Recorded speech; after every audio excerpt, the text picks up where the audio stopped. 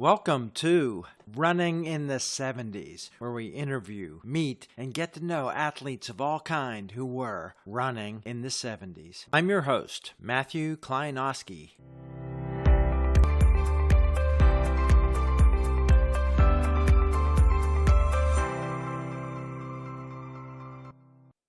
Welcome back to part 2 with Coach Doug Watts, Edinboro's National Hall of Fame coach. Enjoy.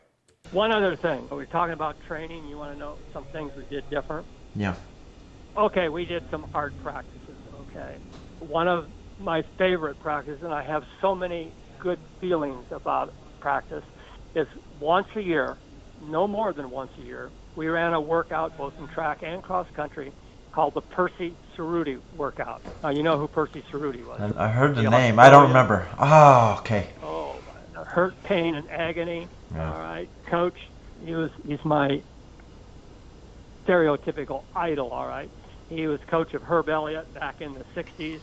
Right. He ran at Camp Portsea in Australia, where he isolated runners from the rest of society, his own little camp. Okay, and trained and really ran hard and did stuff that nobody else did. Herb Elliott set the Australian record on the day after Percy Cerruti made the team hike 30 miles from camp to where the meet site was as part of their overall training. He did this broad range of stuff. The famous Percy Cerruti story is that he brings Herb Elliott to the sand dune that they have by Camp Portsea. Percy Cerruti, at 60 years of age, Popeye, if you want a mental image in your mind, big calves, big shoulders, runs up and down this hill till exhaustion. Another time he puts Herb Elliott at the crossroad of the cross-country pass they have, and Percy runs this circuit pass forth, going past Herb Elliott time after time again, and after he finishes, Percy Cerruti comes up to him all sweaty and dirty and says, "You may be able to run faster than me, but you'll never run harder than me." So that kind of motivation was Percy Cerruti. So I had a Percy Cerruti workout, which means that we're going to have, in true essence, only a hard repetition run workout, okay? But you aren't going to know what distance you're going to run. You're not going to know how fast I'm going to ask you to run it. You're not going to be able to know where I'm going to send you to go. You're going to have to respond immediately when I tell you to do it. So the practice usually goes like this. Everybody starts off and runs the first mile. Usually it's a road course that we're running because I can control it more. So they go through the first mile. I hurry in the van and go up to the mile mark, and then you watch them. The team comes together because they're going to come with coach, and then he's going to tell you what to do. And you get beside the van, and I go, jog another mile. Oh, and you hear four-letter words. You know, they're all ready to go, and you don't let them go. And then somewhere along the way, I sneak up to them. Okay, I want a mile in 4:45. Go. They have to respond to it. There'd be other places where they would go where I would send them at the worst part of their interval up a hill, okay, and they have to run the last part up the hill and die. There was lots of times I lied to them what they're going to do, and as they come to the finish line, they go, "No, you got to go another half mile," even though I made them run hard to that particular point. And so, again, what was I trying to teach? That you can respond, that you don't have to be in control of the pace. If other people do something, you can call upon it to do it. The most famous story was one of my national champions, Eamon Wu from China.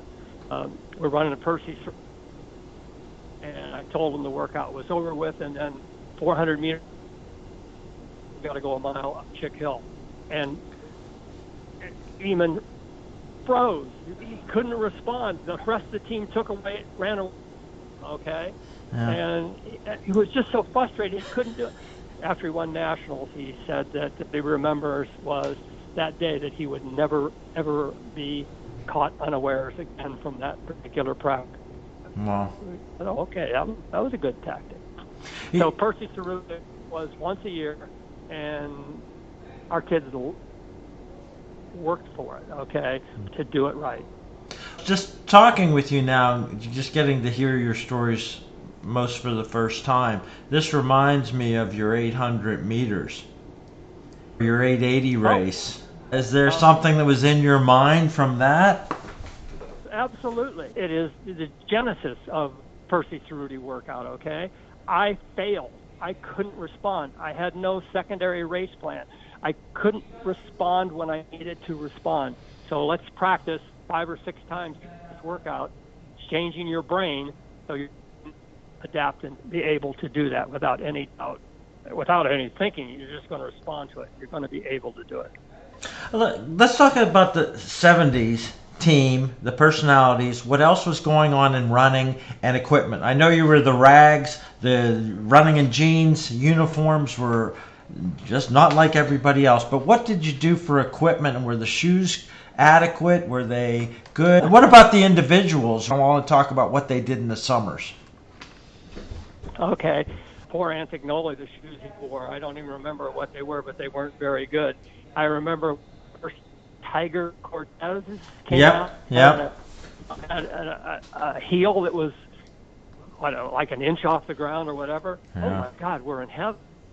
And Carver, Finnish shoe company, came out with these bright orange and black M stitched on this Carvers with elk hide. Wow, these are special. It was lucky we got good and got into the 80s. I knew who was the coach at Allegheny Community College, who had been roommates with Nike when they were in school. So I had a very good relationship with them. And Nike supported us in the 80s, okay? Not a lot, but we got $500 of free shoes and had another contract that went out later that they got at wholesale price. The best part was in the 80s, Nike was making all weird colored shoes for their elite runners. Right. They sent to us. So I still remember my favorite shoe of all time, my red and white Mariahs. I would die for my red and white. And all these weird, beautiful shoes, okay? And all the other teams hated us because we had all this special stuff. Nike changed their marketing when Salazar won New York wearing an off-colored pair of shoes. And so it turned out that wasn't a good marketing thing because nobody could buy that color of shoes. So they started only making regular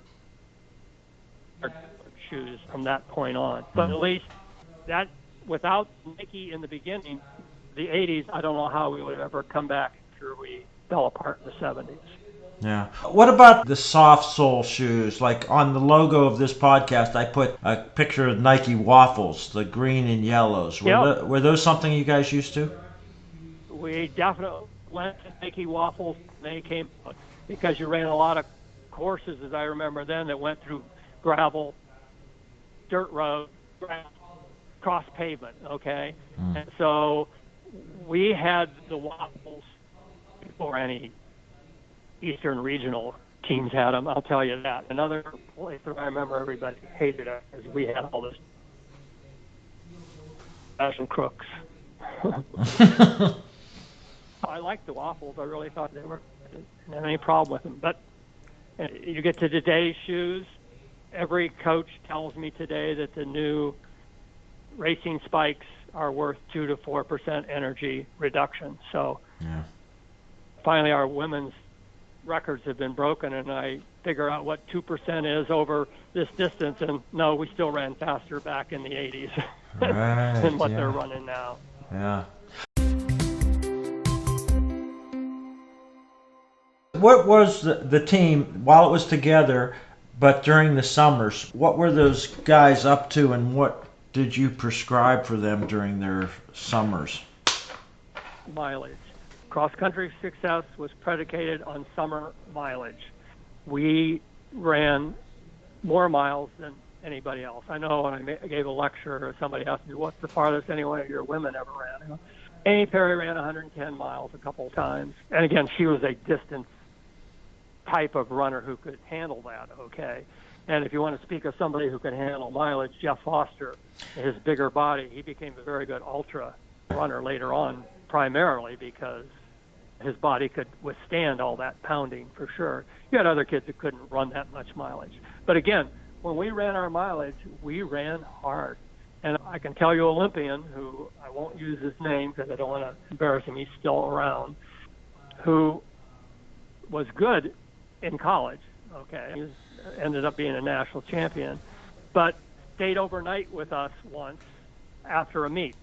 And so when he went out on a Sunday run with the team, he came back to me and he goes, "What the heck is wrong with your guys? We stepped outside the cottage doors and they start running sub 5-minute miles right off the bat." That's what they do. They don't do much warm-up stuff. After the Olympics, I talked with him later and he goes, "I just didn't know it any better that you had to run that hard. At my school, it was my responsibility as number one just to help the number 7 guy. And I find out at Edinboro, the number 1 guy had no responsibility to the 7th guy. It was the 7th guy's responsibility to get up to the number 1 guy." I go, "Yep, that was us, individual training. You had to run hard in order to be good." So I think we trained, certainly against the conference, we trained much more intensity. Yeah. Let's talk about the rise from Dave Antagnoli to the dominant teams of the mid-'70s. How did you get from the great individual success of Dave Antagnoli? It opened the doors to you to be able to recruit the kind of people you could train, to those dominant teams of the 70s, and then the abrupt end. Yeah, recruiting was, I looked for the kids that could handle that kind of stuff and would be willing to try and do it, be willing to take that much of a load on. And I swear I could sit in the recruiting room or home and watch kids, women in particular, when I tell them what we're going to do and how much is going to be expected. I could remember them just shrinking into the couch. And, "Oh, this isn't an Edinboro runner." And not every kid could really modify once they got here. Some didn't think it would be as hard as they could do that. Okay. We talked about in training doing some things that were very tough, okay? And after Antagnoli left, one of the standard workouts that taught you to be tough was the Chicken Hill run, okay? Chicken Hill was a 13-mile run, 6 miles flat around the mountain, 2 miles uphill, 1 mile sharp downhill, 1 mile flat, almost 2 miles back up another mountain. It's not really a hill, and onto the finish line, okay? And it became almost to my detriment, at least in one case. We ran it too much. We ran it too hard. It may have cost one kid a national championship one year, and I'll take responsibility for that. But after I retired, and this should probably be on your podcast, I wrote a 3-verse poem about Chicken Hill, okay? And it's not that long, and I wouldn't mind reading it to you, okay? That'd be great. I actually read it twice at U.S. Track and Field Cross Country Coaches Association presentations, and the last time I did, okay, I got emotional at the end, but I looked up and there's almost 300 coaches standing up clapping. They got what it is. In this poem is basically who Edinboro was and what we did on these kind of runs. So let me read you Chicken Hill. There's some, by the way, there's some things in here that you really don't know what it is. The tree, that's where we're at, okay? But we'll get here's basically what the poem was like. The early morning's fog's just lifting over the tree. Strip off your sweats. Double knot your racing flats. Runner set, go. You head south down Perry Lane, much too fast. Left at Kinner, hitting the 1 mile mark, closely bunched. Upperclassmen admonishing the freshmen to stay up. Right at Arneman, blowing past the 2 mile, seconds faster than your high school PR. Klein Hill on the left, where in your freshman year, you seriously considered transferring during your 3rd rep up it. The van is at 3. You basically ignore coaches yelling. So focused are you. You already know it's fast. The sun hits you, then shade. A doe, whitetail flashing, bounds into the evergreens. A stupid woodchuck stands tall in the field of view, the crazy, much too skinny kids running past. Van, wheezes a runner behind you, seconds before Watts zooms by at 60 miles an hour, dusting all. You share an unspoken experience with teammates, knowing the developing runners behind were left without being given their split. Functional punishment. Better run farther and faster next summer or be left behind again. A lesson learned years ago. You crank miles 3 to 4 and then 4 to 5, clearly dreading the too long mile 6 that seems to never end. Right over Rice, over the bridge and up Chick Hill, the horrendously steep incline at 7 1/4, imploring you to walk. But no, never. Water at 8, throw the cup aside, begin the severe pounding downhill to 9. Let yourself go, long strides, steal seconds from the finish result. Move up on the list. Left on the highway, lift a middle finger to the car that refuses to yield at the light. You're in tired rhythm now, near maximum oxygen consumption. Rags long faded, survivors not smiling now, strung out a 1/4 mile. You turn left to engage Chicken Hill. Domestic foul long gone since 1980, but the tradition not to chicken out drives you up, refusing any falter. Quads ache, breath severely labored, miss the pain of it, miss the joy of it. By 12 you are down, the finish line inevitable, fear of failure dissipated, a moment of reflection available. You know what? You're a goddamn Edinboro cross-country runner. Is there anything better in the world? We will always wonder, maybe not outwardly voicing how much we love those runs, the effort, the competitive results, the tradition of toughness and success. BOROXC. It's a part of who I am.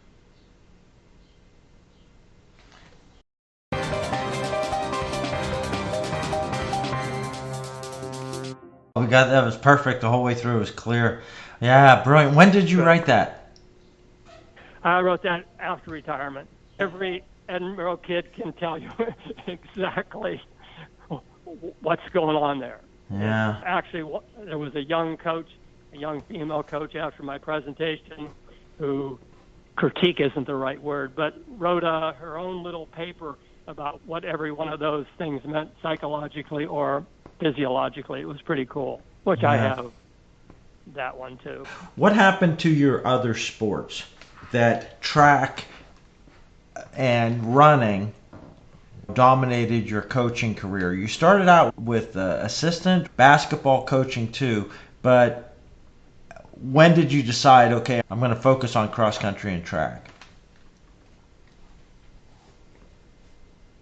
Football wasn't in my genes, okay? I wasn't enough of a go kill kind of guy. Basketball, not to tell another story, but when I was the JV coach at Walsh Jets basketball, I believed in warm-up, okay? So I made my JV team scrimmage for 2 minutes before the game because I want to start aerobically. I don't want to start the game anaerobically and build up lactic acid. And I still remember parents yelling at me how stupid I am. I'm using up their energy. And I would tell, no, you don't use up energy. You get another resource to be able to compete better. And I like basketball.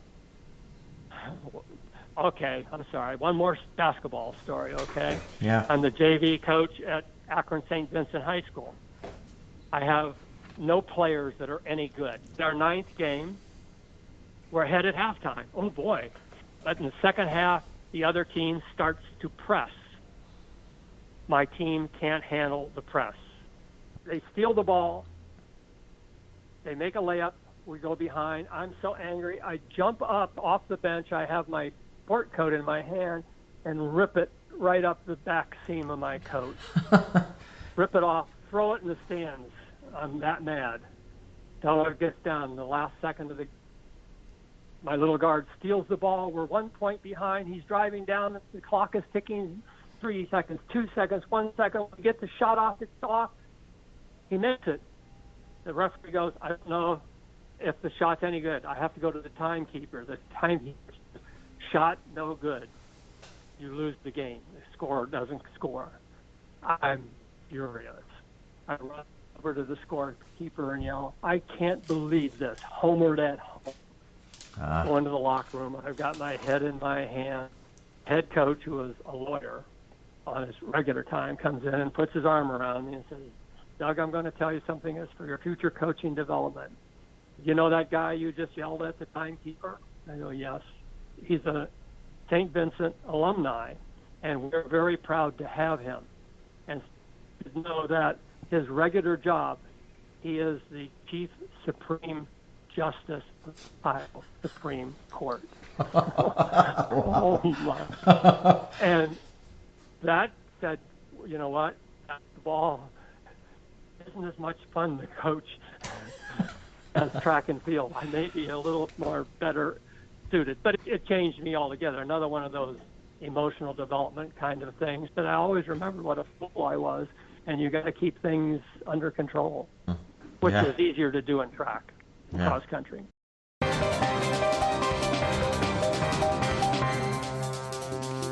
What were your guys doing, the superstar team from the mid-'70s? What were they doing while they were still part of the team in the summers in terms of other racing? They just did their thing? They just did their thing, yeah.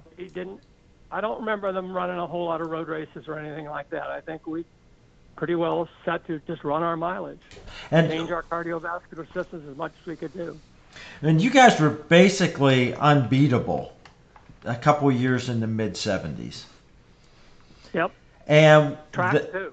And not all the runners from the famous team finished at Edinboro or even completed all their years of eligibility. How did that happen? It's 1977, where we just returned home from a dual meet track against the University of Tennessee, NCAA Division I champions, okay? Yeah, Tennessee scored 80-some points. We scored 40-some points. The University of Miami scored 20 or 30 points in its tri-meet. But we're pretty darn good, okay? I get called into the athletic director's office. The vice president is there, and they tell me that next year, Edinboro State College is going to bring women's athletics tilt into the program. And as such, not enough money, so all male teams in their budgets are going to cut some money from our budget to support the women.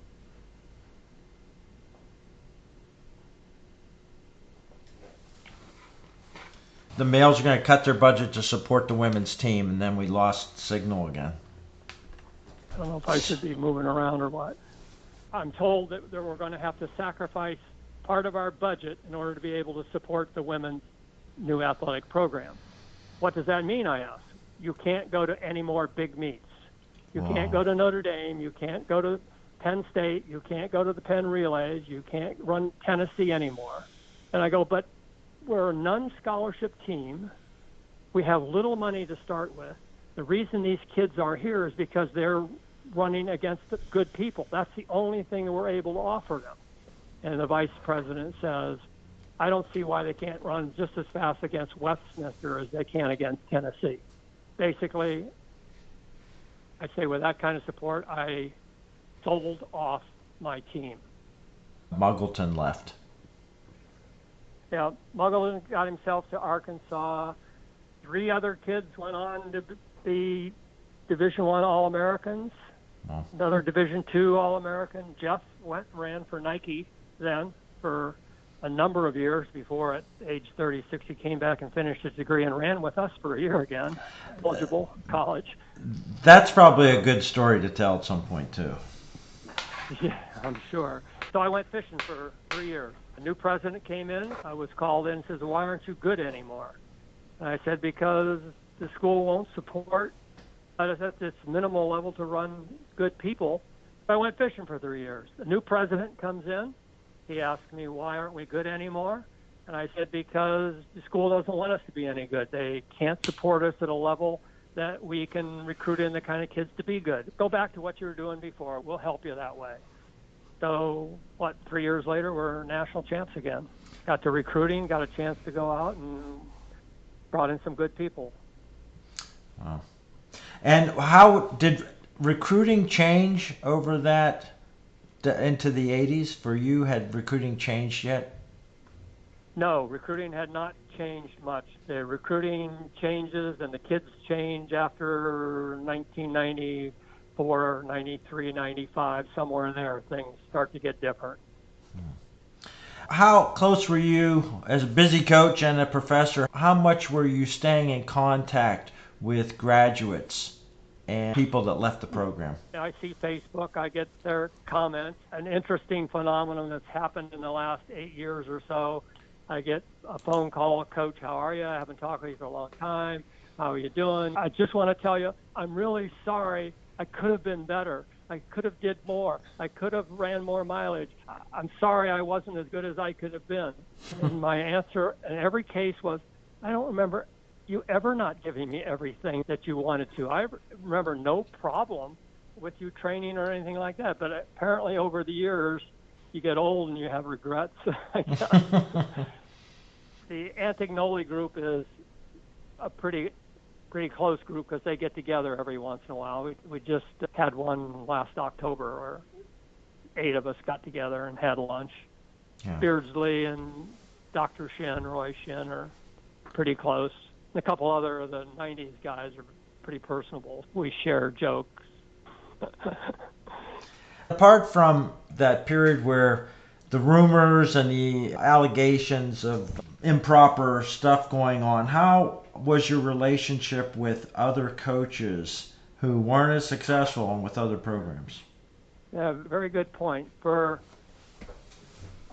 a number of years, I wanted nothing to do with most coaches, okay? The story goes, when we won our first national title, I've never been one afraid to grab a microphone and make a speech, okay? So at the NEI banquet, I went up and I made my little speech at the banquet thanking Bill Silverberg, the coach at Eastern New Mexico, for his recruitment of international Olympians, Mike Boyd and others.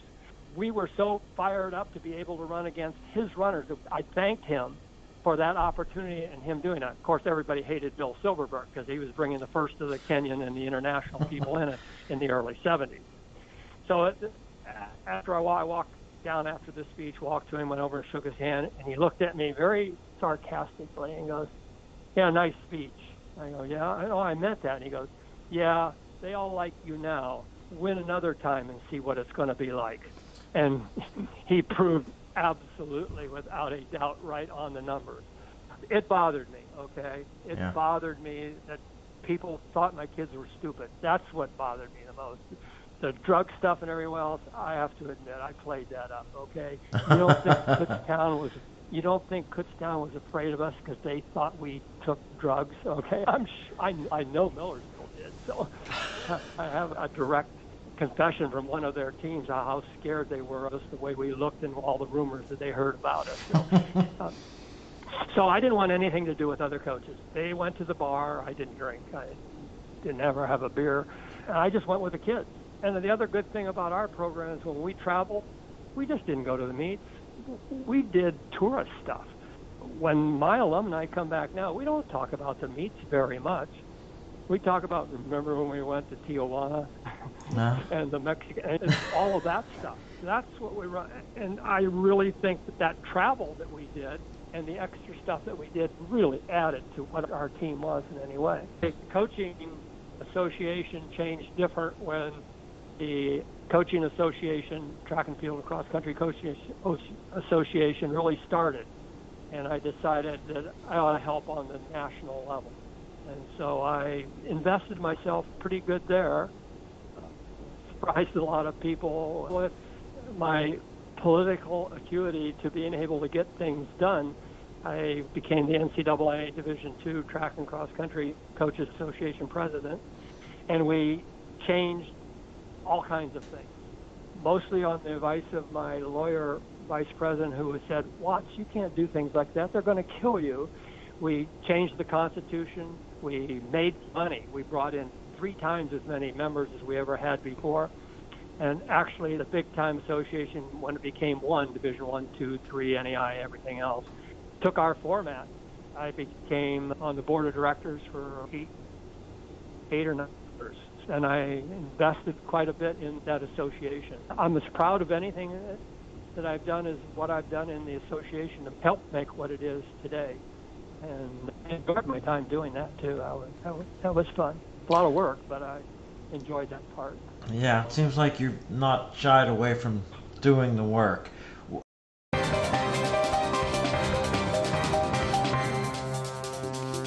Let's talk about coaching awards and recognition from the sport. Has that come for you?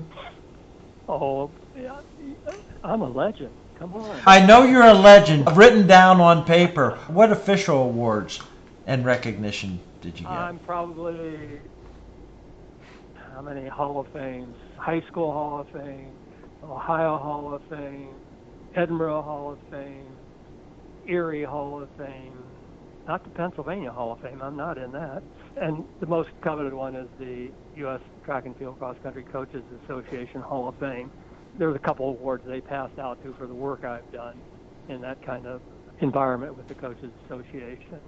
Coaches of the Year awards, I gave away almost all my stuff. So I don't even remember how many there were. Yeah. Oh, you want one trophy? I'm getting too much on you here. No, it's good. Later, as you got into the 2000, and it started way earlier, but any trophies we won at Mickey Mouse meets, I gave the kids. They ever kept were nationals and pen relays or something like that. We gave the kids those trophies. Somewhere in the 2000s, one of the kids, we would run a little meet, the first cross-country meet of the season in Buffalo, against nobody any good. And so somehow I would give that trophy away, and they took it as a new tradition. They would bury that trophy at the course where they ran, okay? I never knew anything about it. Honestly, I had no idea whatsoever. Then it changed to they would smash the trophy and throw it all over the place, which was caught. Unfortunately, it was a memorial meet to after some guy who died. So that was bad. So later on, after we apologized and stuff, when we went to Niagara Falls after the meet, we did the trophy over Niagara Falls every year. So there's a bunch of trophies at the base of the American Falls, let's put it that way. That's brilliant.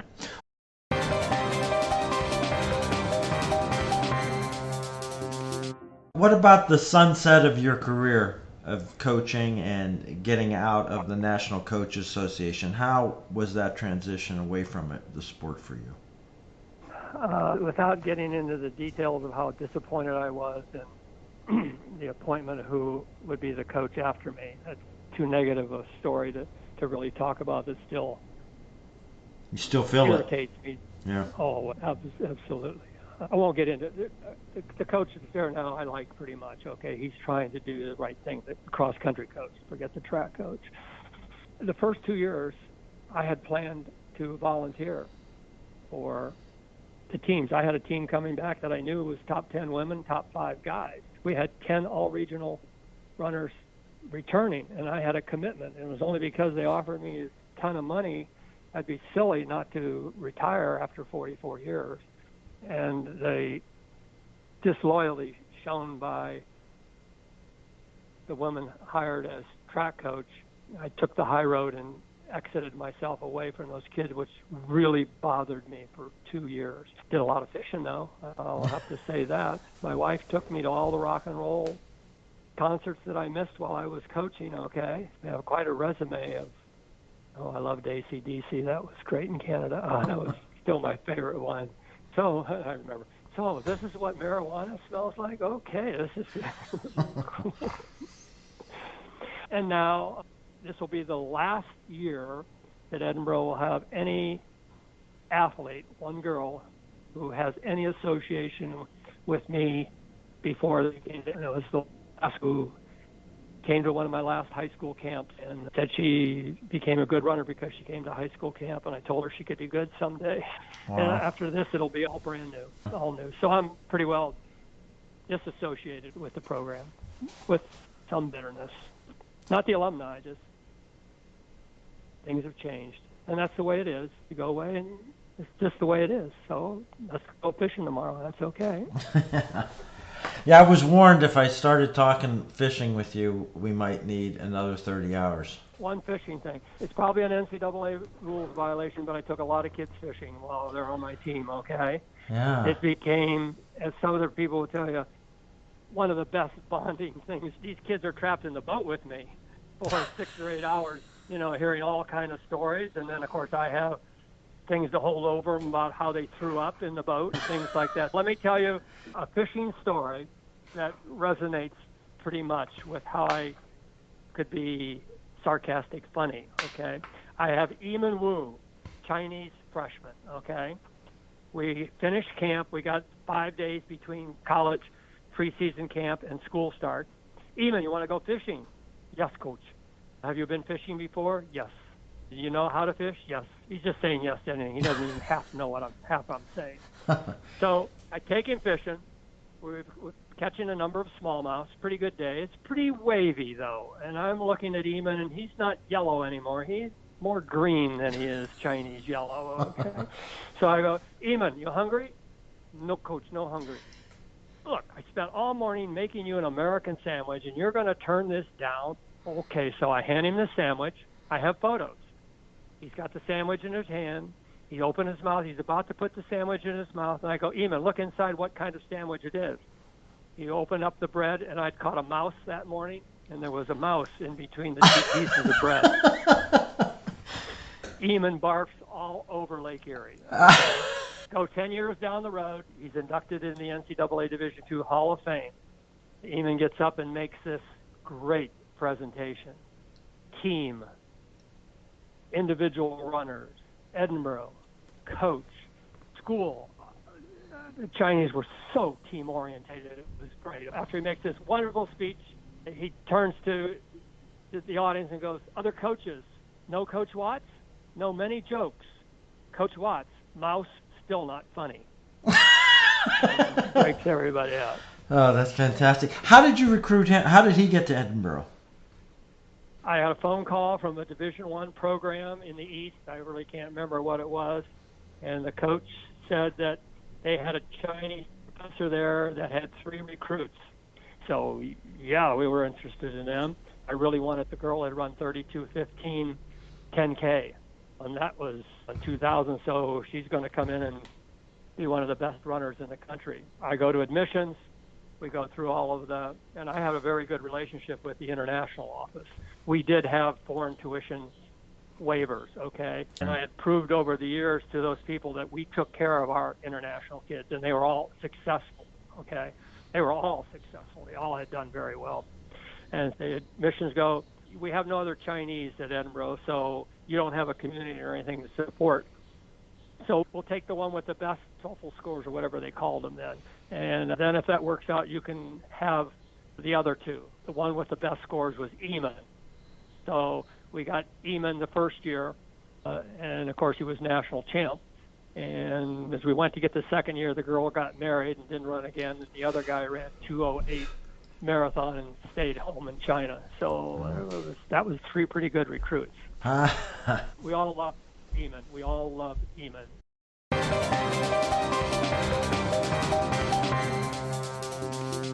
I wanted to ask you about this never presented presentation you have on toughness, training to be tough or something like that. You said you'd never presented it. I've reviewed it with a couple of the present coaches that I know, okay, that are friends, okay, and they're all telling me that I can't ask what I professed how to train to be tough is impossible to do today. And I understand a little bit how or why, because somewhere in the 2006, 2008,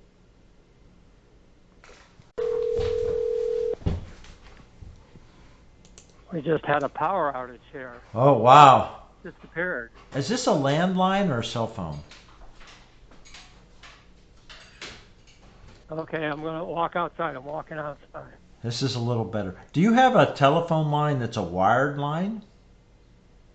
Yeah, I do, but I'm walking outside. I should get a better reception here. Actually, the sun's out today. I don't mind being out here. Oh, nice. Okay.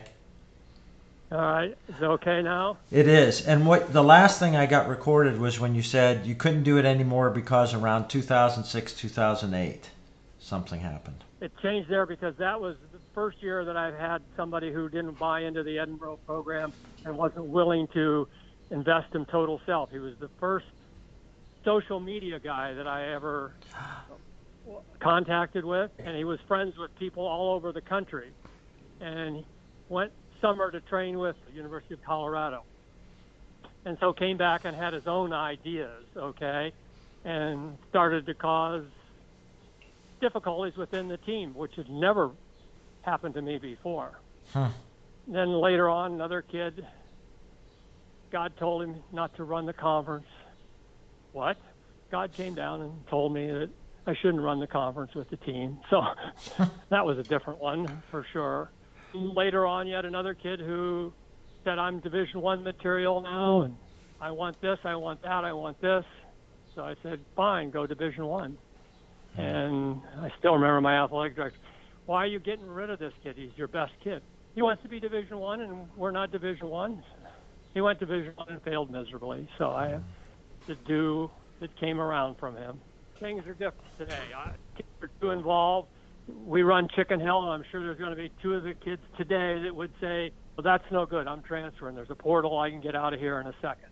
And that would have meant that a lot of freshmen all through my 70s, 80s, and 90s thought about training with some of the workouts and stuff. I'm sure they did.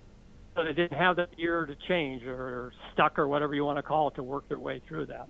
Yeah. We talked and mentioned the distance running thing. What about on the track? In the track coach, did you work with parts of the track team apart from the distance team? There was no other coach. I had no assistant coach till 1999 or 2001, whatever that was. Yeah. I was everything. I coached everyone. And in the middle 70s, we had a really good track team. Yeah. The 4x1, 40.21 on a pole against the University of Tennessee. I'll have to say probably in the conference the best team, all things in perspective for the year and in times and other kind of stuff through the 70s. But then when we broke up, they were gone. And we were never going to be as good a track team as we were cross country because of the weather. The indoor facility that Edinboro has now, which is wonderful, okay, certainly changes all that. My gosh, what do you think the number one alumni kids say to me when they come back? How good we could have been if we had an indoor place to train. And I'll tell you, it would have been a lot better track, that's for sure. How were the politics of track then in the 70s compared? Were there the challenges to the program reputationally? I don't remember any challenge. I just remember this is what we do. Okay. Yeah. I do remember I was interviewed by a reporter at a national cross-country championship. And the reporter said, with notice and looking back at the history, that the Pennsylvania Conference became much more competitive after you got here. Tell me what you thought when you came into the Pennsylvania Conference when you did. And I went, honestly, I thought all the teams were a bunch of rags. I thought they had no perspective, no idea how good they could be, which turned out to be the byline under my picture at the national championship morning paper. Bunch of PSAC, bunch of rags. That's great. But it's true. They Yeah. had no perspective. Like I told you the story about Westchester and how good they were. Yeah. People had no clue. And certainly there were a couple of good runners in the early 70s, too. Pagoni, Bill Bradley, whatever his name was pretty good. But it was Edinboro that went to the big meets and found out you could be more than what the Pennsylvania Conference thought they could be. What's going to happen with your unpresented presentation about training for toughness? Our attention gets back to Orlando, Florida, next to the 3 great bass fishing lakes where the hotel is. I won't put any pressure to go back and make a presentation until then. Then I'll go back and ask if I can't make this presentation and see what coaches think about training to be tough. Yeah. It sounds like a kind of thing that would be interesting as a TED Talk. It's a very specific thing. Maybe it was a thing for a certain time, but yeah, it would be good to get recorded too. I think a lot of people, certainly all the Edinboro crew, will enjoy hearing it, and I'm sure everybody who was running in the 70s in Pennsylvania will appreciate hearing from you. You seem to have a great memory of it all. The sincerity that you talk about is very surprising because I've never met you, and you did have a reputation from then that. I know. No, believe me, I know. Yeah. And I was introduced at one presentation somewhere in New Jersey, and the guy was introducing me. He said, "I went to school at Slippery Rock, and we used to compete against this guy. And now after I get to meet him, I go, wow, you really don't know until you meet people who they really are." Yeah, absolutely. What about the things that have changed in the sport, the controversies and the issues of changing technology and the actual use of performing enhancing drugs that have been a problem on the sport? Did you see that come? Were you aware? When were you aware of it in other teams, or seeing the impact of it or problems with it? Like in track and field news, I remember reading about it and all that stuff. I had no concept. The first I ever became aware of drugs was the football team on steroids. Okay, Yeah. that's all. I don't have any idea about all of that stuff. Yeah. I can't tell you about that. And this is maybe less interesting. It just occurred to me to ask about it is, what about weight training, resistance training? Did that become part of your effort with runners? A failure on my coaching part. I was so much into this individual stuff. I ask so much out of my kids. I'm not going to ask them for 3 times a week to come in and lift. Guys, girls, here's the suggestion. If you want to do it on your own and you want to do it, fine and good. But I'm not going to force you to come in and supervise you and do that stuff. A failure within my program. I needed to do more of that. Okay. Of course, if you wanted to have good quads, all you had to do was run cross country because the snow was so deep. Greg Beardsley, who won the national cross country title in the snow, ran internationally with a couple American teams, and he went down to the testing center in Atlanta, and they did all these physiological tests on him, and he did this quad test, and after it was over, the doctor said, "You can quit this." So what weight training program did you do to develop this quad endurance that you have? He goes, "I ran in the snow that was over my knees." What do you think? I did. That's great. Yeah, I can relate to this. Yeah, I grew up being a paper boy in Johnstown, Pennsylvania, and 4:30 in the morning delivering papers and running through the snow. I think that's how I became a runner. Yeah. Yep. Thank you very much for your time and all this, Sharon. It's great, Coach. It's great. Yeah, absolutely. I don't have any problems. I'll always be able to do that. So, yeah, a great place to do it. I'll get you in my boat, okay? Yeah. And we'll go catch some bass and walleye someday. Fantastic. All right. Thanks, Coach. Okay. Thank you. One thing. I have never listened to a podcast. What do I have? I have to subscribe to some? No, you don't. You don't have internet. So we have no internet at home, no. Okay. You can either listen to the library thing. We got to figure out a way. Maybe I can do something like, can I put them on a CD or something? Yeah. Oh, that would be great. So maybe I can download it. Fine. Actually, these things are, or a DVD. Maybe I can get the sound on the DVD. Yeah. I'll try to get that. Yeah. I'm technically deficit, but I can play movies. Okay. If I can be any help, okay? All right. Thanks very much, Coach. I appreciate it. I have fun doing this. I don't have any problem with this kind of stuff at all. Great. Bye. I guess we'll have to make a DVD recording of Season 1 of Running in the 70s. So Coach Watts and anybody else who's, quote, technologically deficit can listen to them all. I hope you enjoyed another episode of Running in the 70s. Voices, stories, and memories of athletes who were running in the 70s. Until next time, wherever you are, keep looking forward and don't forget to look back.